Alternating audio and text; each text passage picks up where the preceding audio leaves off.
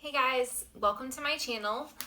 If you're new here, my name is Alli. I'm a homeschooling mama of 4 kiddos, amongst other things. And today I just wanted to share with you the curriculum that I have picked out for my 4th grader. We are year-round homeschoolers, and so some of these things we've actually started in this spring semester. I'm a huge fan of course correcting at whatever point something is no longer working. And we had a couple of things that didn't work real great for us last year. So in the spring semester, I tried out some different things. And so you'll see that in a minute. We're just going to kind of continue on with those things. And then some things are completely new. And I'm really excited about all of it. So I'm just going to dive right in and get started. I have them divided into 2 different groups. The first one that I'm going to go over is kind of like family subjects. These are things that we'll do together. So I'll have my 4th grader, 1st grader, kindergartner, and I guess preschooler, my 3-year-old. So the youngest 2 will sort of do what they can. I don't really care if they're fully invested in it, but my 4th grader for sure will be able to participate in all of these things. So the first thing that I added in this year that we haven't done a really great job of including in the past is more of like a Bible time, family devotional time. And so Ashley here on YouTube had highly recommended this book, Our 24 Family Ways. It's written by Sally Clarkson's husband, Clay. And she just raved about it. And I have liked so many of her recommendations that I just picked it up because she said she loved it. If I can find the video that she talked about it in, I'll link it.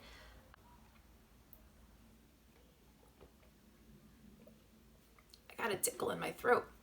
Okay. We're not going to rush through this, but each way basically has a week. And so there's just some questions, some Bible verses to read. There's some memory verses that go with it, and like character development. And we kind of experimented with it a little bit over the summer, and there's just some really great conversations that came out of it. So I'm really excited about that. To go along with that, we're working our way through this series, Christian Heroes Then and Now. We just sort of started at the beginning. This was another thing that Ashley was doing in her morning basket. And I'd seen this at homeschool conferences. I think there was another homeschool mama I was watching who used some, I can't remember. But anyway, it's been on my list for a long time to check them out. I got the first 5 books in this series, and we just started this one over the summer, and we've really enjoyed it. It's just been a really fun book to read, and it's again just great conversations about people who are following Jesus and what that's looked like in their life and those kinds of things. And I just that's one of the things I love about homeschooling, is just the conversations that happen constantly throughout the day. So that's going to be in our family basket in the morning, and we're just going to work our way through that. We read like a chapter a day in this, and then we'll just kind of work through the series through that. The other thing I plan on incorporating during that time, and I don't exactly know how all of this is going to work. It's going to take me a couple of weeks to figure it out, but the other element that was missing from our homeschool day was conversations about government, civics, government, social studies, those kinds of things. And so I really wanted it to be, I don't want a curriculum about government, and I don't feel like we're quite there yet. I just wanted us to sort of start laying the foundation. And so I have 2 resources that we're going to build on throughout the year. The first one is this series called The Tuttle Twins. There's 11 books, I believe, in the series, and we're just going to work our way through them. My thought is probably like 1 a week and then build off of it. So for example, this one's about the law, and it just walks through like rights and what true laws are and those kinds of things. And then I plan on just sort of filling it out. So other books from the library that kind of go along with the same idea. Martin Luther King is a great one. This one talks about the rights that we have as people and true laws protecting those rights. And Martin Luther King is a great example of having a conversation about the government not protecting everyone's rights and how those things needed to be changed and those kinds of things. So this series we're going to be adding in this year, as well as this book, Elementary Catechism on the Constitution. The Constitution is something that I've realized, especially recently, that I just don't know enough about. And so we just plan on diving in with the kids this year. This book specifically just is question and answer, and it goes through the Constitution. So I do have some resources about that. We're going to be focusing on the preamble over the summer to just sort of start, figure out where to start and what this is going to look like and how to add it in. But again, like, it's one of those things where I don't want it to be a curriculum. I don't want it to add a huge section of our day. I just want to start introducing the ideas, becoming comfortable with the terminology, and just kind of having the questions and the conversations around it. So like we'll start out, for example, we'll start out with reading this We the Kids, excuse me, which is just a kid introduction to the preamble. And then we'll just sort of go from there. Then moving on later into our school day, I imagine that will be things that we do in our morning time. Then the other two family subjects that we have are history and science. Now, science is not something that I plan more than one semester at a time. I love curriculum. I love researching curriculum. I love trying new curriculum. And so I've just found that if I try to plan an entire year, I almost like get bored with it. I don't know. It's a little bit like meal planning. Like by the time, meal plan on Monday, and by the time you get to Friday, you're like, that doesn't sound good anymore. That's what I have found is true with me in curriculum. So we're going to do science for one semester at a time. Over the summer, we're going to do meteorology. We live in Florida, and we have had very, very active hurricane seasons the last few years. And even just normal Florida weather, we have a lot of thunderstorms in the afternoons. There's a thunderstorm happening right now if you hear the thunder in the background. So it's just a fun way to sort of build off of life that's already happening around us. This meteorology unit is from the Good and the Beautiful. We tried their marine biology unit over the spring, and we loved it. It was really great. One of my favorite parts of this curriculum is it does show you how to expand it for lots of ages, but it also comes with read aloud options for each lesson. And so like I just took this and kind of looked on our library's website to see which books are available on the library website, and we'll just kind of fill it out that way, which is how I adapt it for my different kids.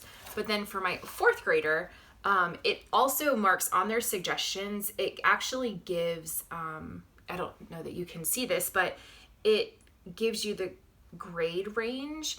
And so I can focus on books that he can read independently that are older for him to really fill that out. So that's science.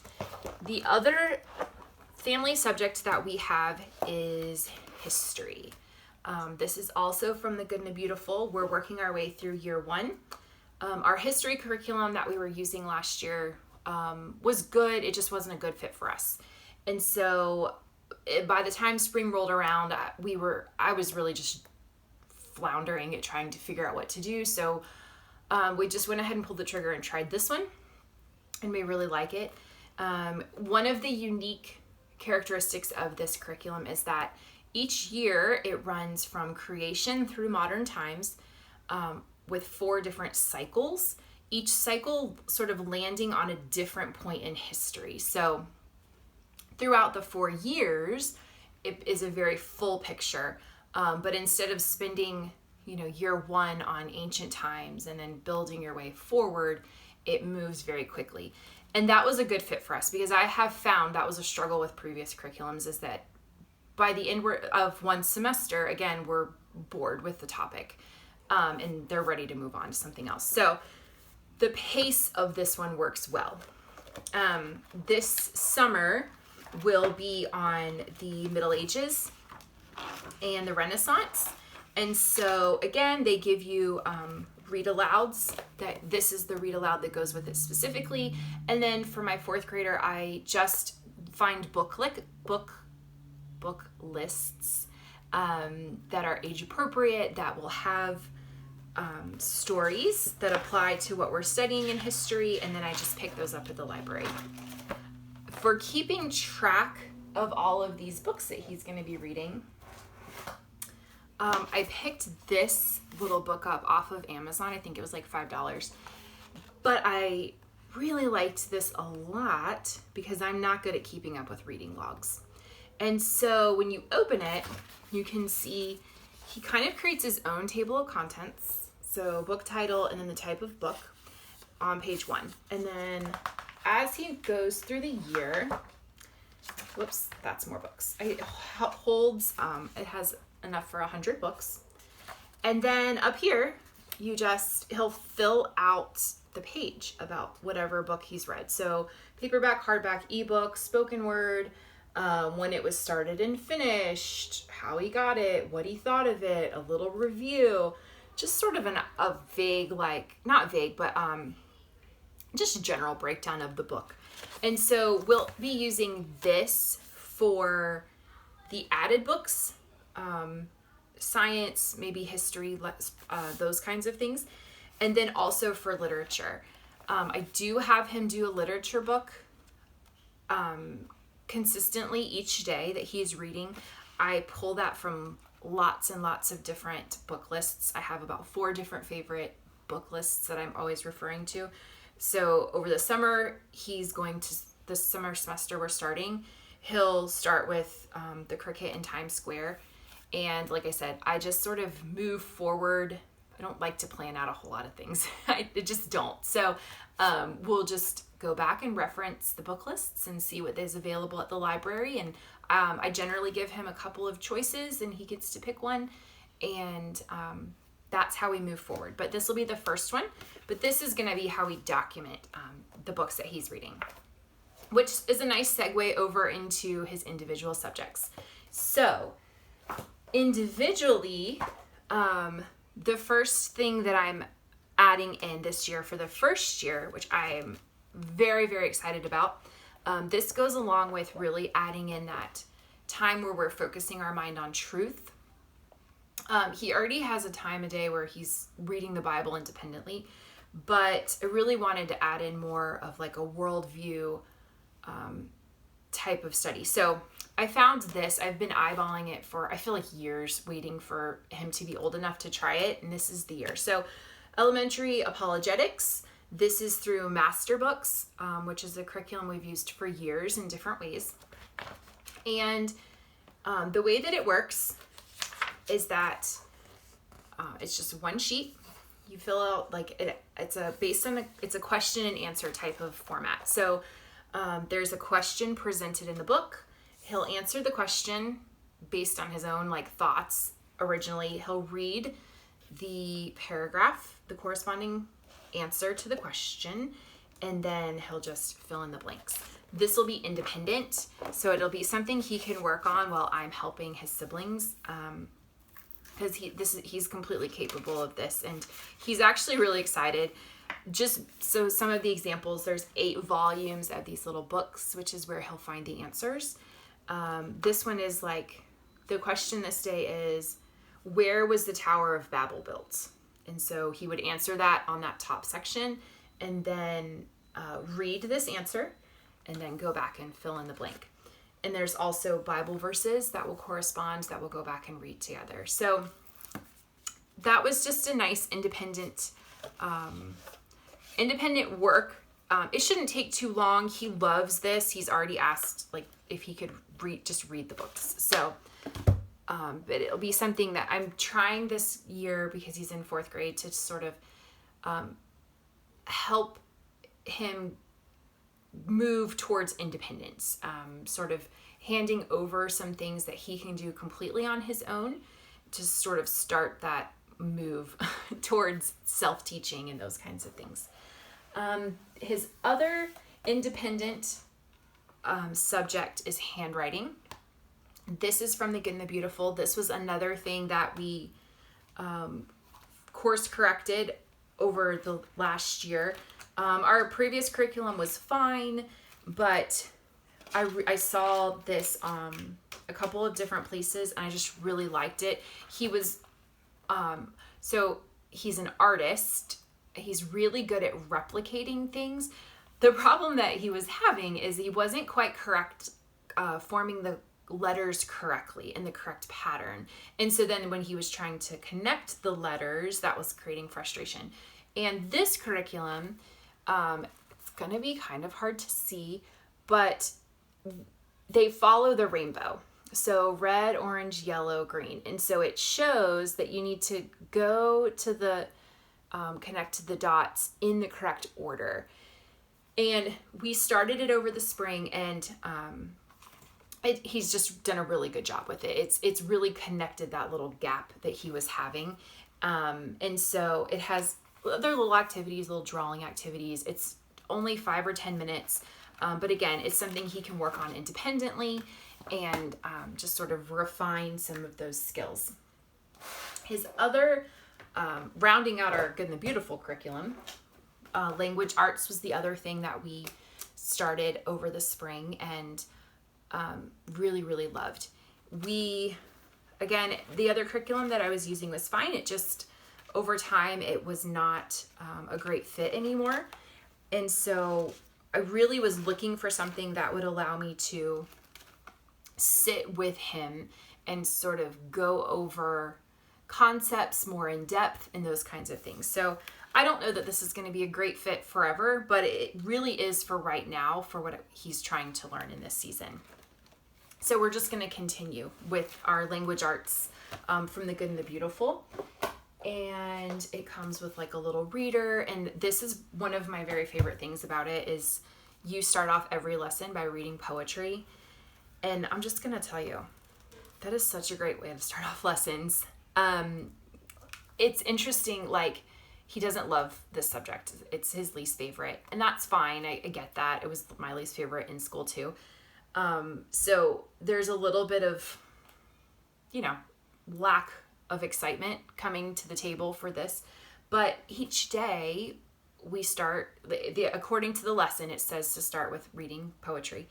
And it's so interesting what happens in those just couple of minutes of sitting down and sort of focusing, and the poems are good, and I don't know, like, it's not magic or anything, but it does just sort of, it starts the lesson off right, and it's just a nice start. So I don't know, if you're struggling with lessons, you may even just want to get a poetry book, but this one came with the language lesson, language arts and literature level 3. So we'll be continuing with that. And then his last independent subject is math. His main math curriculum is from Master Books. This is our 4th year using it, and we both love it. We had some conversations about maybe trying some other things just out of curiosity, and he did not. He really likes it. It starts in the very beginning of each lesson, which is basically a week. There's a story. I want to see if I can find it. It starts with a story, and it's about some twins and their little sister, and now they've adopted 2 more children into their family, and so each lesson starts with this little family story thing, and then there's workbook pages that they go through, one for each day. And again, this is something he can work on independently. We read the story together, and then he goes off and works on it. And he enjoys it. We like it. It's simple. But we are going to be rounding that out a little bit more.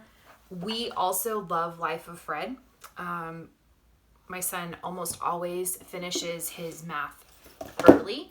And so by early, I mean he moves through 2 or 3 pages a day usually. So once he gets kind of far ahead into the year, we usually just kind of take a break every once in a while, and we'll use Life of Fred. Again, we love this. We're invested in the story of Fred. We've been reading it and using it for years. And it's just kind of a nice break from like the regular curriculum. It feels like a treat, but it's still moving forward. It still is on pace grade level wise. So we'll be using Life of Fred. The next 2, honey and I don't remember the other one, but goldfish, honey, and then the next one. The other thing we're adding in are these addition facts that stick. This is a series. There's addition, subtraction, multiplication, and division. And the best way I know how to describe this is sort of like taking, when you learn to read, you are sounding out each letter, right? So it takes a long time to get through a sentence when you're sounding out every single word. And this sort of takes you from sounding out problems, figuring out every single math problem, to just being able to read and that instantaneous recognition of the answer. So there's skills that she teaches in here that help speed the process along. And so my son is very good at math. He knows the answers, but I recognize that there's a few that he's still trying to figure out. And I couldn't quite figure out how to explain to him faster ways to get there. But this does that. She uses a 10 frame. Let me see if I can find it, to help you learn to like visualize some things. And so it's just some little skills that make it go a little bit faster, so that the next steps in math aren't quite as intense and laborious and stuff. It kind of goes a little bit quicker. So we're just working our way through this. Like I said, he knows how to add. He knows all of those things. It's just to sort of help speed the process along, to make it a little bit less frustrating. And then we'll be working through it with each of my kids as they come up. We're going to do addition, and then we'll just kind of work our way through the series. Again, just building on this, because this is it's nice because it really is just open and go. But at the same time, I have found there are just a few little gaps, extra little practice things to round it out. So anyway, that's what we're going to be doing there. I got really chatty. I didn't mean to be quite so chatty, but I think I covered everything. Yeah, so that's it. So that's my 4th graders curriculum.